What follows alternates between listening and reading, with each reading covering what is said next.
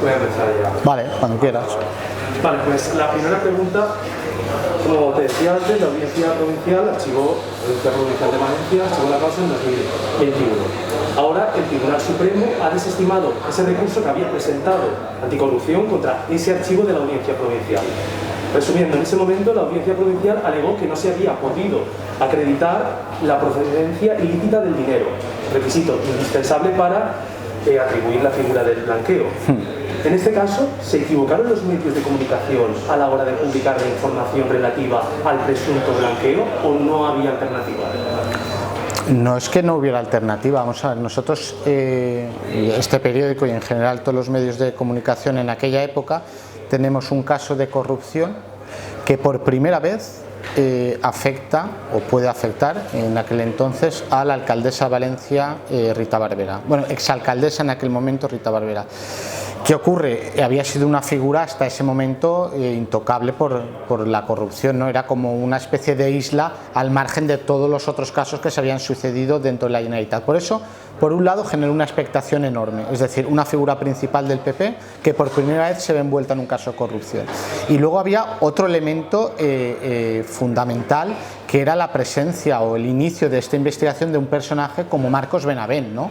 Marcos Benavent es posiblemente uno de los personajes que han pasado por la Comunitat o que han estado en tramas de corrupción de la Comunitat más mediáticos de los últimos años. Yo me atrevería a decir incluso a nivel nacional, ¿no?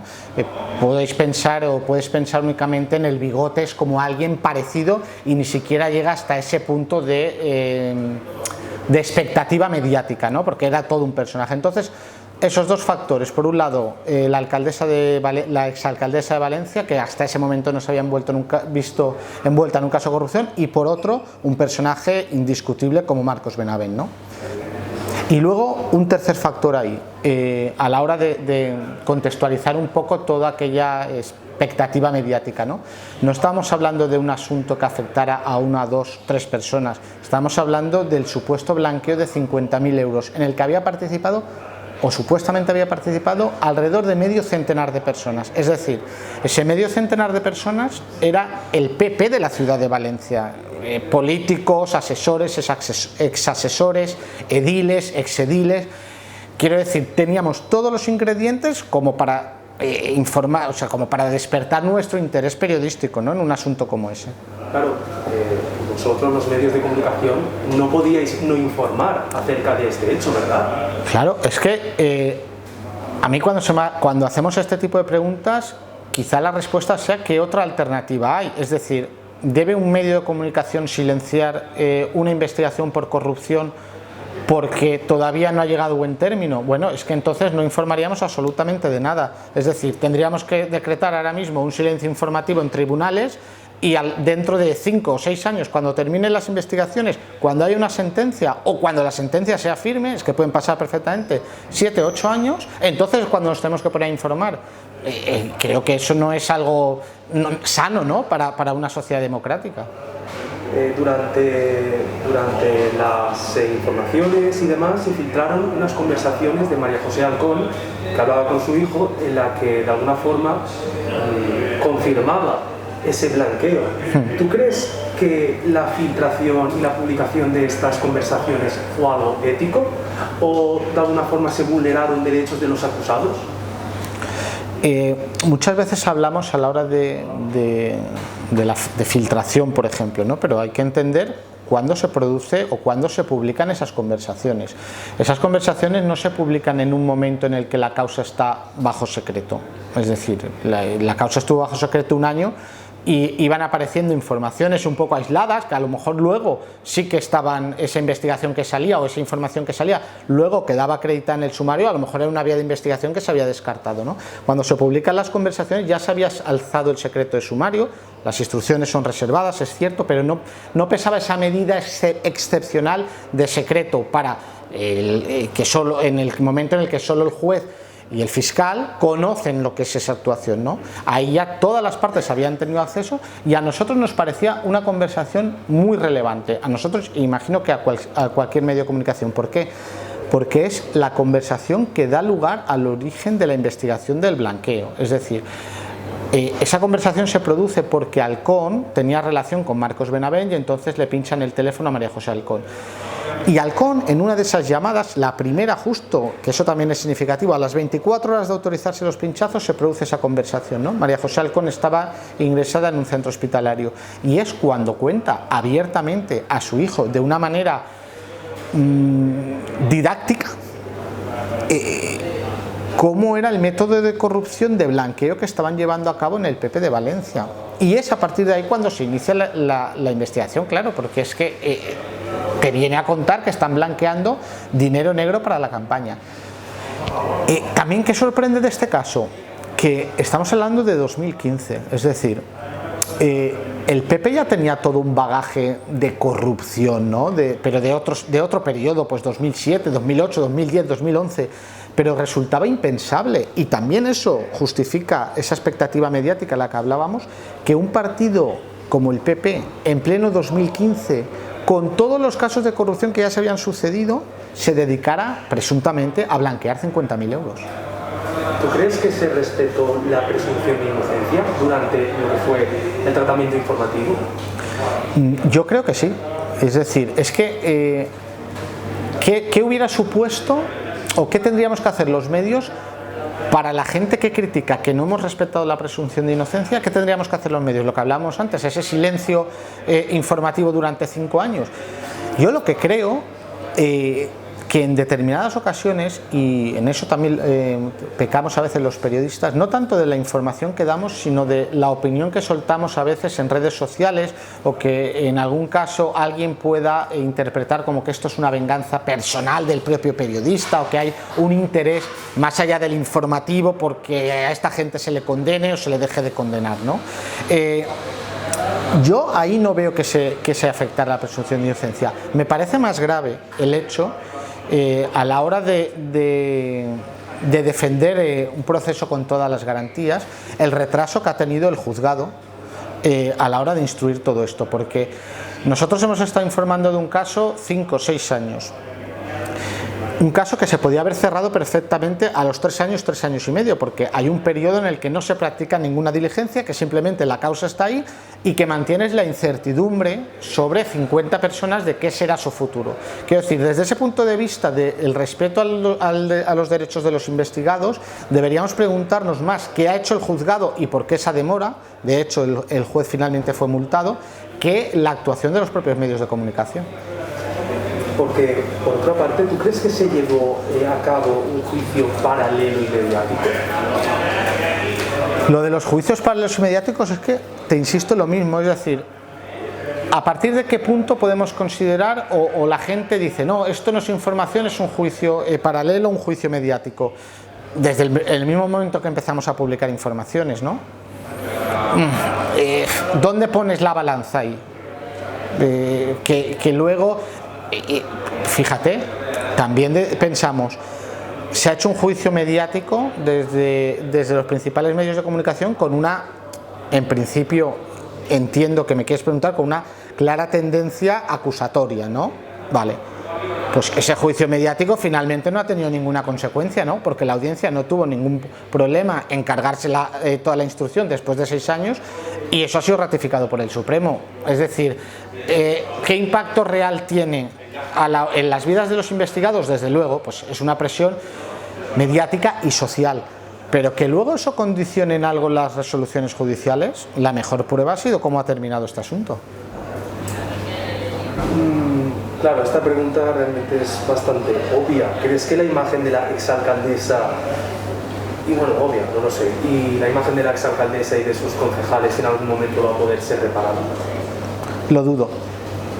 Eso es cierto, lo dudo. Y lo dudo porque, en primer lugar, o en segundo lugar, los que contribuyeron a que la imagen de la exalcaldesa, aparte de los medios de comunicación con las informaciones que estamos publicando, fue su propio partido.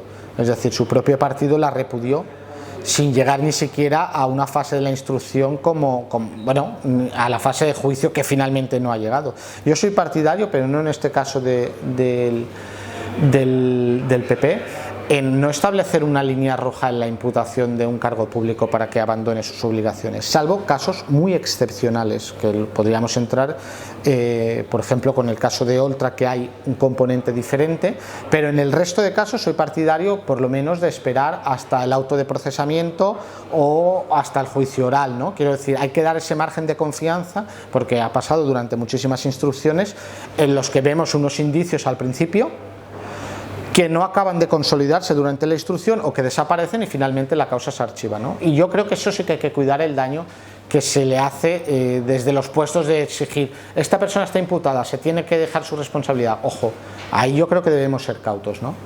¿A un cargo público crees que se le tiene menos en cuenta lo que es la presunción de inocencia, el derecho a la propia imagen, la intimidad personal y familiar? Sí, pero es que eso está recogido, es decir, y amparado por las leyes, ¿no? No es lo mismo mi caso, el tuyo o el de la persona que trabaje aquí abajo en el periódico, que una persona con una exposición pública evidente, mucho más que la nuestra, porque tiene un cargo público, en ocasiones ha sido elegido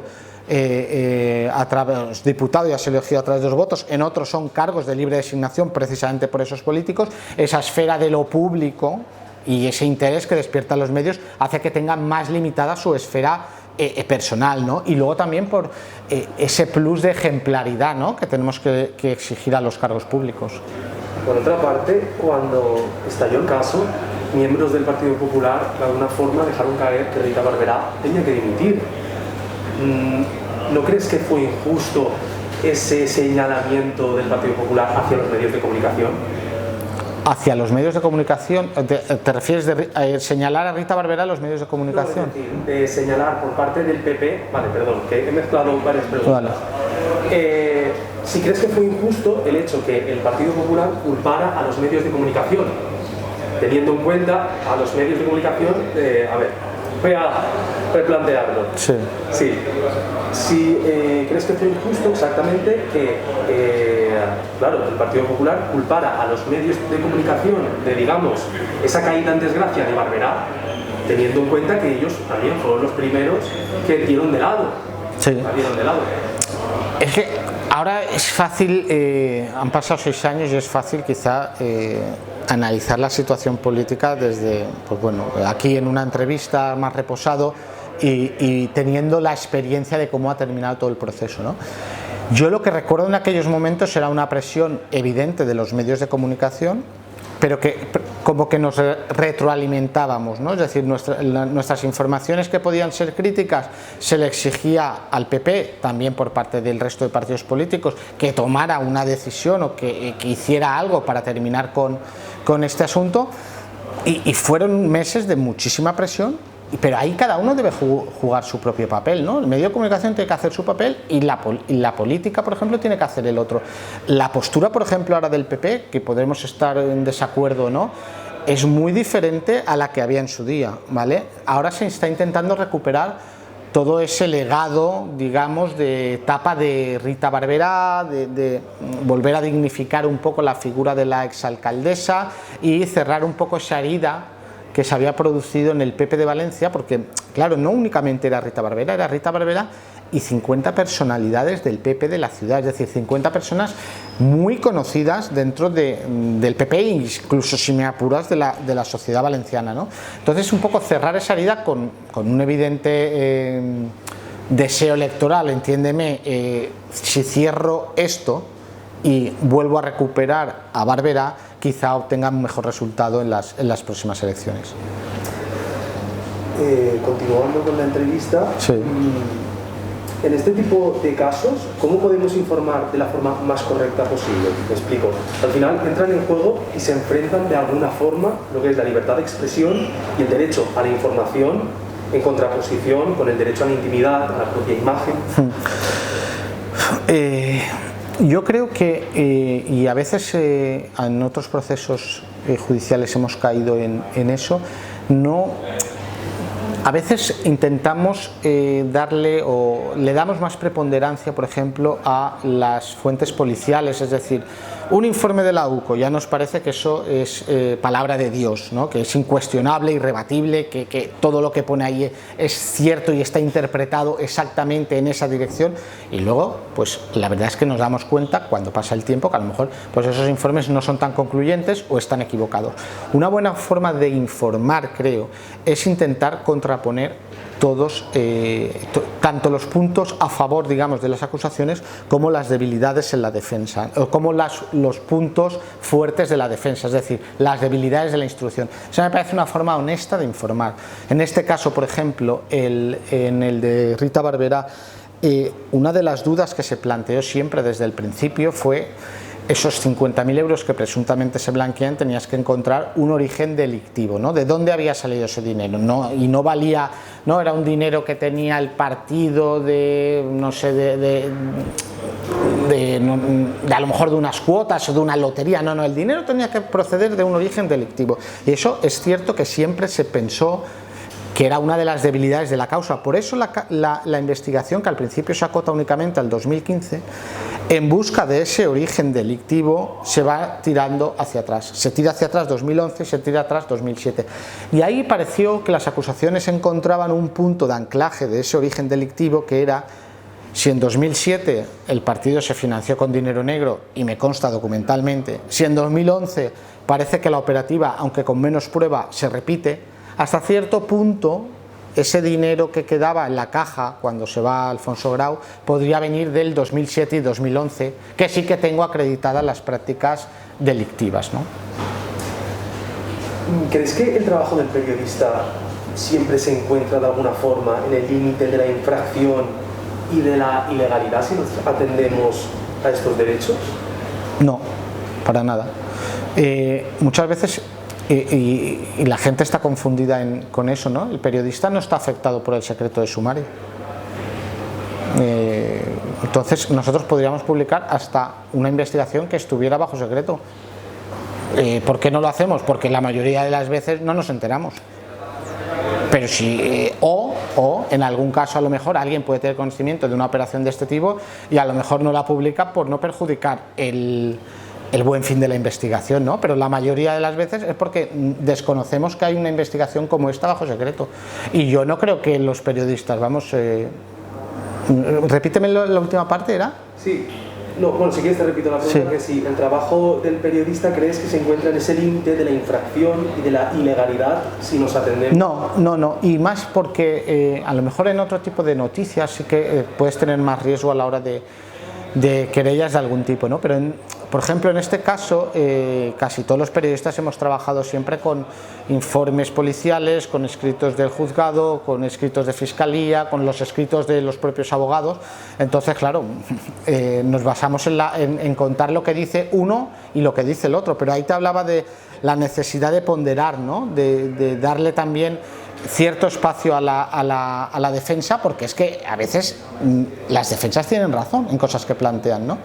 De hecho, por ejemplo, ahora otra investigación que estamos haciendo, otro caso que estamos llevando, que es el caso Zaplana, se da un día el procesamiento de Zaplana, se recogen los indicios, que hay una fortuna oculta en el extranjero, que hay unos indicios de que cómo pudo repatriar ese dinero, del uso, disfrute de determinadas propiedades a través de testaferros, y luego también se comenta, si no ese día, al día siguiente, más o menos con el mismo espacio, las debilidades de esa investigación, es decir, pues a lo mejor que no se ha podido acreditar bien esto, que no se explica bien esto otro, el papel de un testaferro que cambia de ser investigado a testigo y eso no hay antecedentes que te permitan sostener eso. Quiero decir, se trata de ponderar los dos casos, acusaciones y defensa. ¿Dónde crees o cuál crees que es el límite a la hora de informar? El límite... Sí. Por ejemplo, cosas personales no informamos. En muchas causas de corrupción aparecen asuntos privados que a mí no me resultan relevantes para explicar el caso, y eso queda al margen. El resto, todo lo que tenga que ver con la investigación, para mí es relevante. para ir finalizando, ¿crees que este tipo de sentencias pueden suponer un límite para la libertad de expresión o para el trabajo de los periodistas? ¿Qué tipo de la del Supremo? La del Supremo, por ejemplo. No, los periodistas tenemos que informar, como te he comentado antes, desde que empieza el caso, toda la instrucción, todo ese desarrollo, ponderando los dos lados, y luego contar lo que pasa. Es decir, que hay un archivo, pues se cuenta el archivo, y se cuenta por qué se ha archivado, y a partir de ahí, pues te centras en otro asunto. Es que, queramos o no, la vida en este sentido es así. Nuestro trabajo, cuando termina un caso, tienes otro. Bueno, nosotros llevamos 6, 7, 8 o 10 casos a la vez, ¿no? Pero no creo que nos haga replantearnos. Ya te digo, por ejemplo, en este caso es que a mí lo que me parece más grave no es las informaciones que han dado los medios. Me parece gravísimo el retraso que ha tenido el juzgado. Y no es que yo quiera echarle la culpa al juzgado, es que creo que no es sostenible que un caso permanezca en un juzgado 2 años sin prácticamente hacer absolutamente nada, a la espera de un auto, porque claro, si hubiéramos cerrado esto antes, la audiencia lo hubiera tumbado antes y el Supremo lo hubiera ratificado antes, pues son 2 o 3 años que le quitas de sufrimiento a una persona. Por eso la diligencia y la rapidez en la instrucción de este tipo de causas para mí es básico. Es casi más eso que el tratamiento que le dan los medios de comunicación. Por otra parte, ¿crees que la justicia es igual para todos? Sí. Sí, si no creyera eso, no trabajaría aquí, ¿no? O menos no me querería trabajar en tribunales, ¿no? Otra cosa es que las condiciones, por ejemplo, y eso no significa que la justicia no sea igual para todos, sino que una persona que dispone de mayor poder económico tiene más posibilidades de defenderse ante un determinado asunto. Eso es evidente.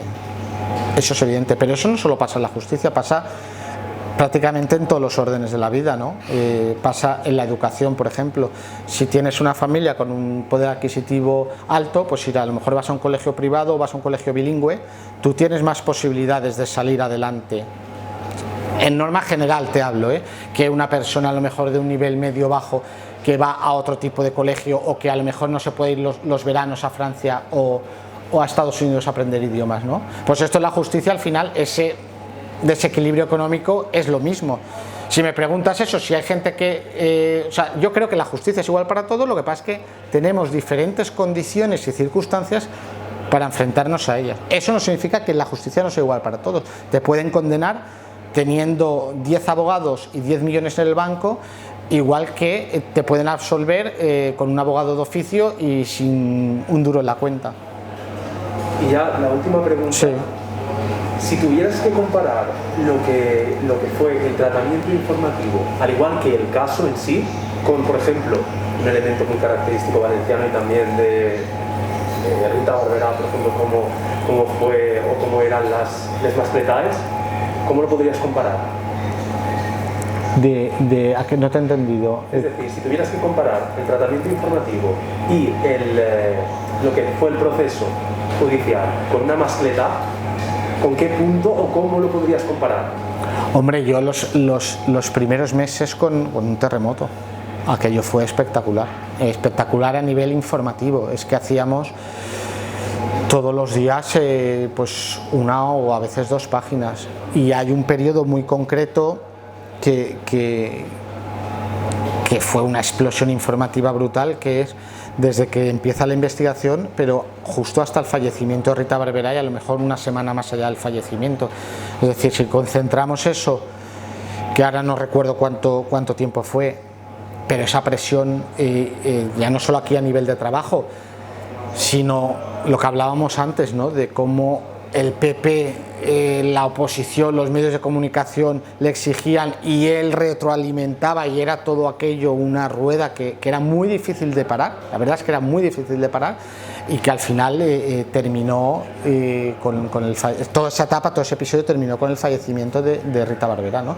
2 días después, creo, o un día después de declarar en el Tribunal Supremo, ¿no? Que eso lo que nos debe hacer reflexionar muchas veces, pero no a la hora de de valorar o tener en cuenta nuestras informaciones, o no tanto pensando en nuestras informaciones, pensando más en el tratamiento que dan los partidos a la gente investigada por corrupción.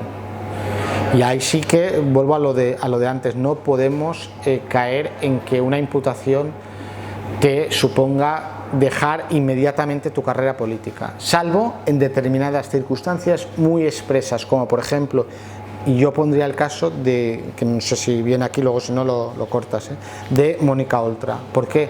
Porque en este caso se junta unos antecedentes y un pasado que creo que no le permiten, no le habilitan para seguir de vicepresidenta, precisamente porque su nivel de exigencia y de ejemplaridad fue tan alto, fueron tan altas sus críticas y la petición de responsabilidades al resto de partidos, que ahora políticamente me resulta increíble que pueda seguir, pero no por una cuestión judicial, sino que si yo creo que sería más defendible esto, o podría defenderla si no tuviéramos atrás todo el pasado, ¿no? Perfecto. ¿Sí? ¿Está válido?